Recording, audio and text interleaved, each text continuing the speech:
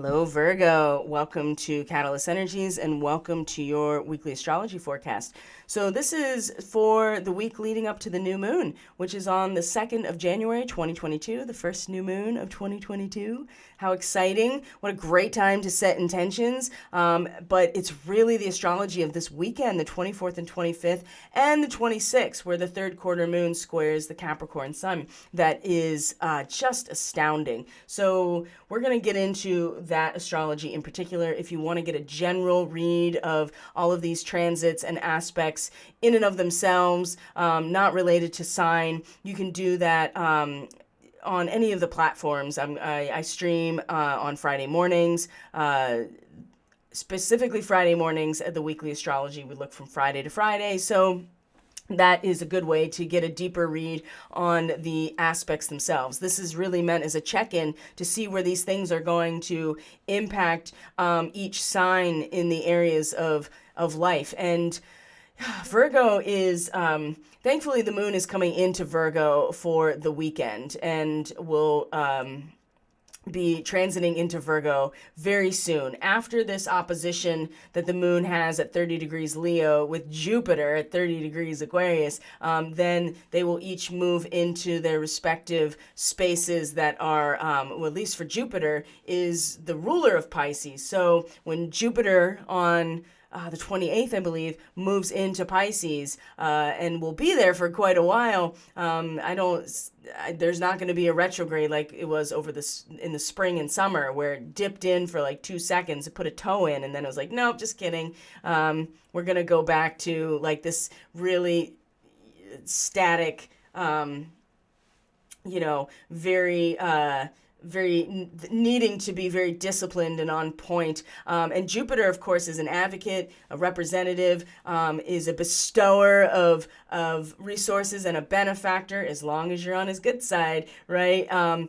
But in the realm of the sixth house, it's giving you everything you need in order to really reconstitute and purify oneself, which is a very Virgo type of thing. The sixth house is the Virgo house. So Saturn is also here in the sixth house and is in a square to Uranus. So these two things are happening at the same time, very early on the 24th. So something in the realm of the spiritual life, in the transcendental experience, in the quantum reality of the 12th house, and the return back to source that is experienced in the 12th house. There's something that the Virgo person cannot contain any longer within this realm. Maybe it's a testimony to something that was discovered or experienced there. Perhaps it is just a reference to the spiritual nature of the Virgo, that there's a strong sensitivity to the power of this energy, and it can't be contained, nor do you want to contain it. And this is, I wouldn't say it's very combust and releasing. It was never meant to be stifled. It's something that is meant to be shared, and it ultimately is going to cross over into being shared with the Virgo person in their identity. Something about the end of the cycle and the experience of total immersion back into source or the great spirit. There is something so joyful and abundant that really wants to that wants to be released into the Virgo person as they are, which is very exciting. And Jupiter is opposite in 30 degrees Aquarius in the sixth house, which is also, bringing to fruition all of the time that it has been expanding on and advocating for the process of personal reconstitution, of service, of training, of the daily habits, the routines that get us into a place where we have reconstituted ourselves. It's healing, it's self-care, it's, like I said, it's training and discipline. And Jupiter is bestowing everything that we need as long as we are in alignment. And in Aquarius, there is nothing but the third eye. There is nothing but the laser point that is the gnosis of the entire universe encompassed in this one point, this laser focus point, which is the energy of the collective whole. And as long as you've been in accordance with that work, I mean, everything that you've needed, Virgo, has been bestowed upon you for this process, and now is about to be released into the realm of who you are in your relationships. Oh, this is such a beautiful thing, Virgo. Wow, this is probably one of the better relationship aspects that have come about in these readings so far. It's been pretty intense for everybody, and it's certainly intense for Virgo, but this is like all of that work feels like, in terms of the work you've been doing on yourself, is about to pay off big time in your relationships and in your contractual binding agreements with whoever it is that you are committing to. So that's exciting. And it's been a lot of really karmic work, right? That the moon in your 12th house has really brought a sensitivity towards, and it's ready to be released into who you are. It's very exciting for Virgo. And I think that this is a long time coming. Now, Saturn is here too in your 6th house, which is also anchoring you and giving you this badass boss mode here. Like, you know, you have everything you need, and you have a backbone, right, that's still stabilizing you. Now, the downside to Saturn in this house is sometimes it can be kind of related to fanaticism, where you can't get out of the structure of your routine. And if you do, it's going to have such an impact that it may seem like that you are potentially, being destroyed at that level. Now, the real problem that this could pose for the Virgo is that Uranus is in your 9th house. And it's in the variability in your belief systems and the meaning of things that is a potential... it is very much a potential rival and a thorn in the side of your Saturn stability in this realm. And we're all window shopping for reality, like, consistently. It's like we're scrolling through all these potential realities that we can have, and resources we can have, and assets we can have, like anything we can have, and what has value to us, which is Taurus. But Uranus in its retrograde, like I said, we're like scrolling through. There's no reliability or consistency here in terms of meaning and the bigger picture, because it keeps changing. We keep seeing a different version of it. And that in itself is enough to get us to wake up. And it's doing that for everybody. But for Virgo, it's very much in your belief systems and your understanding of the big picture. So, we have to make space, or at least be adaptable with this square that is exact also on the 24th, because there could be some damage, some structural damage to the area that Saturn is in if there isn't some adaptability and a willingness to just lean into this discomfort, because it will be uncomfortable, and the agitation has been building. You can feel it, right? And it's coming to a head, and it will still be reverberating after today or the 24th, but it is exact early morning on the 24th. So this backbone, or this really strong scaffolding in your daily routine, right, which could end up being very consistent to the point where it's giving you the structure of reality in general.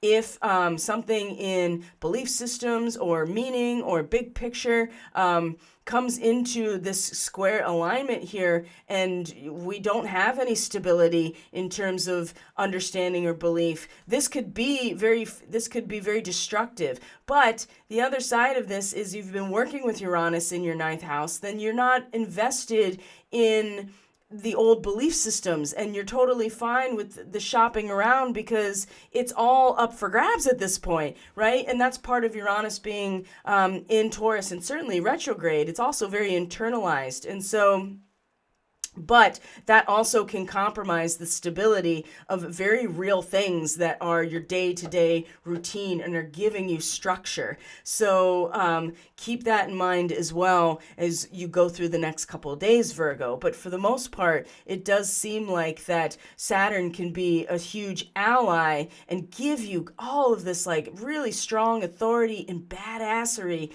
in terms of your everyday grinding it out. And that's not to say grinding it out in a negative way. It's just, it's so unglamorous in the 6th house, but it's the Virgo house. It's exactly what Virgo knows how to do. And you get Saturn there, and then you really know what it takes to get shit done. And you can have variability and turn them sideways in your belief system all day, and it won't actually destroy what you have, what is stabilizing you in your daily life, in your service, in your routines, okay? So there's also a grand square that this opposition is part of. If you are able to, if you're able to see here, this here's the opposition, and then the nodal axis of the moon is the other opposition that creates this grand square. So there's also this aspect that we can't get out of, right? Again, with this aspect with Jupiter and the moon in an opposition, and it's very karmic with the nodes right on your vertical axis of power. So again, Virgo, it's very much about these 4 corners for you of the horizon of your consciousness and the vertical axis of where your power is drawn in and released. You can't get around, you can't get out of this. There is a square here, a conflict and a challenge for Virgo that is on these fundamental angles that have to do with who you are, where you draw your power from, who you are in your relationships, and where your power is released, and then back to who you are. And so there's no getting out of this, and the only real way to handle successfully a grand square like this is to find our infinite self within it. Is to find ourselves within it. We're not going to get out of it. We're not going to resolve it. It's just going to be a challenging conflict that we transmute as a result of finding our infinite self within this very firm and stable structure of a square. Now, let's move forward to the next day, which is the 25th. So Venus and Pluto. Now, Capricorn's your 5th house, Virgo. So there's been an overhaul for a long time with Pluto in Capricorn of the area of fun and expression and joy and passion, right? It has been changing, fundamentally transforming for a long time. Venus meeting Pluto 3 times in this kind of time frame is, bringing the value of those things right to your awareness, and things being offered up to be transformed, right? To be released and transformed. So the second time that this is happening, as Venus is in retrograde, perhaps we have been more introspective and and taking a very deep inventory of these things, and perhaps the coming back around and meeting Pluto in the same place, there may be a lot more intention behind this offering to Pluto, whatever it means, and offering up these aspects of what it means for the Virgo person to really creatively express themselves. Now, at the same time, Mars is in conjunction with Antares in your 4th house, Virgo, in a trine to Chiron in your 8th house. So, and now it's direct. So the trauma, the inner child wounding, the victim narrative, all of the shame and guilt about who we are with Chiron and in Aries in particular, for the Virgo person is really being expressed in the realm of, the space in between, or what we produce in our relationships. It is the shared resources of cooperation and communion. So this can take a lot of different forms, but this is the area where these wounds are really making themselves known, especially now that Chiron is direct.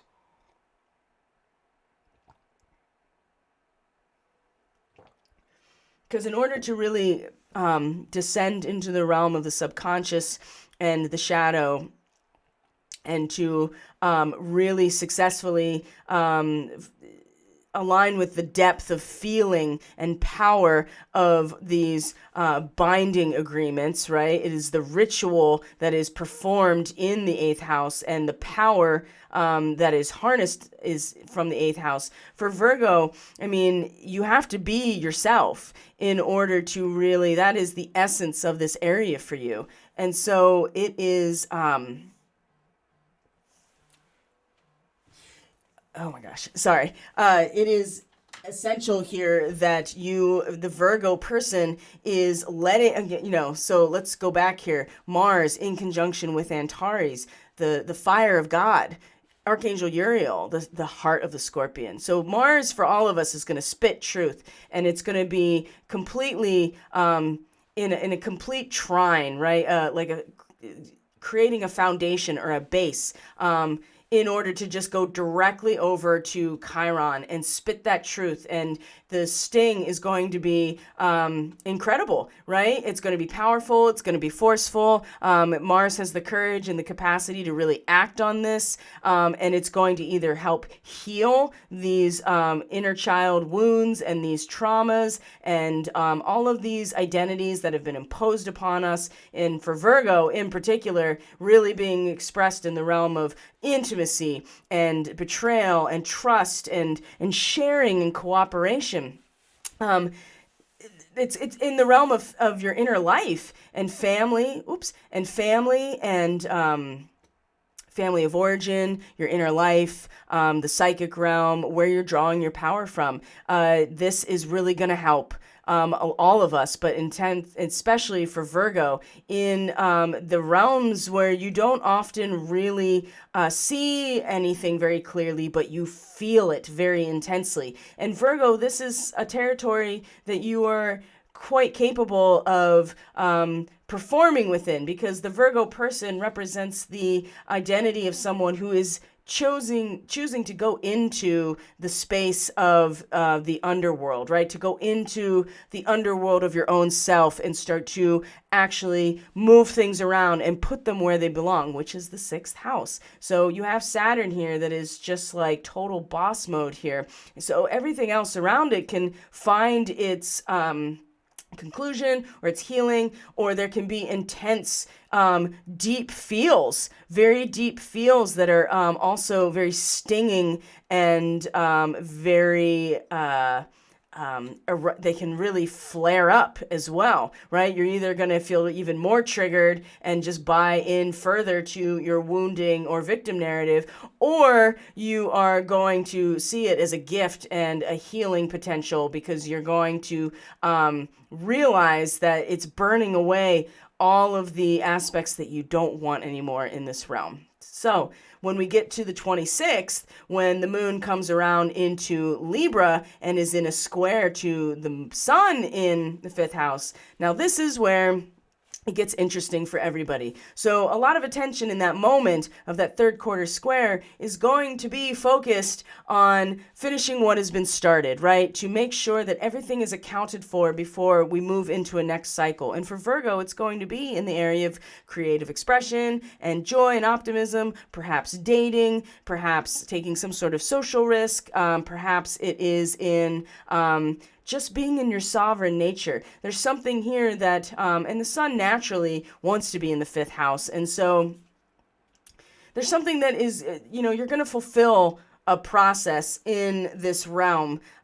This is what this degree represents before moving and crossing the threshold. Everything is accounted for, and there are no loose ends necessarily in this realm of fun and joy and optimism. But it'll be a square to Libra, where we're all going to start feeling very sensitive to the fact that in order to materialize what we want, we have to be able to visualize it very clearly. And for Virgo, it's going to be in the realm of your actual resources and your assets and your when you're able to visualize those things, it's going to eventually allow for you to make real changes in the realm of your creative and authentic expression of who you are. But it's going to feel really weird, and that's what the third quarter square is, a crisis in consciousness, because on the one hand, our attention's going to be on finishing what we started. But on the other hand, emotionally and internally, you're starting to feel the necessity to visualize the next stage. And especially for Virgo, visualize the next stage in the context of actual material reality, of resources and traditions and assets and wealth and all of the second house aspects. So that's going to start... you're going to be in like two places at once in this square, and you'll be like, well, which one do I pay attention to? And it's like both at the same time. That's the crisis in the square. Again, you just lean into it, because the fifth house ultimately is where you're going to have the new moon in Capricorn here, which is let it burn. Let it burn, right? Fire represents the purification because it symbolizes the transcendence of death and rebirth by encompassing the full experience in its very being, right? So death is the consumption of the fuel or the resources and the burning, and the death or the rebirth is the flame itself. And so when we revere and commit to and intend to see that fire as a symbol of our own will to transcend, we accept the fire. It's not worshiping necessarily. It's really just revering and honoring it. And so let it burn. Let it burn. It's okay. And that's why it's important with that third quarter square that you have this moment of realizing, at least on some level, intuitively or subconsciously, that we do have to start visualizing the next stage. But we do have old stuff that actually has to be cleared away. And we can set intentions with the new moon in January to actually let the fire do what it's meant to do, which is purify and clear away. And for Virgo, it's really in the area that makes you the most happy. Like, how are you able to express who you truly are authentically? That is going through a massive change, and it has for a long time. And now it's kind of it's ramping up for all of us. But for Virgo, it's in the area of how you have fun and what brings you real joy. So Virgo, I'm going to leave it there. It's plenty of information. I've also, I know that this is really short, and the other videos have gotten a couple more extra minutes. Let me see if there's anything that really stands out that wants to come forward. The thing is that it just came through. I mean, that's certainly the efficiency of Virgo, right? It's just like, put everything where it belongs, and there's no room for nuance necessarily. There is just, strict analysis of what is happening. So, one more thing here is that Mercury will move into your sixth house during this week. So Jupiter comes into the seventh house, and Mercury which is rules your chart, because you're a Virgo, will come into an air sign in your sixth house. And so then the mental realm is going to be very focused on the daily activities, the habits, the routines, the way that we take our authentic voice and turn it into something tangible, right?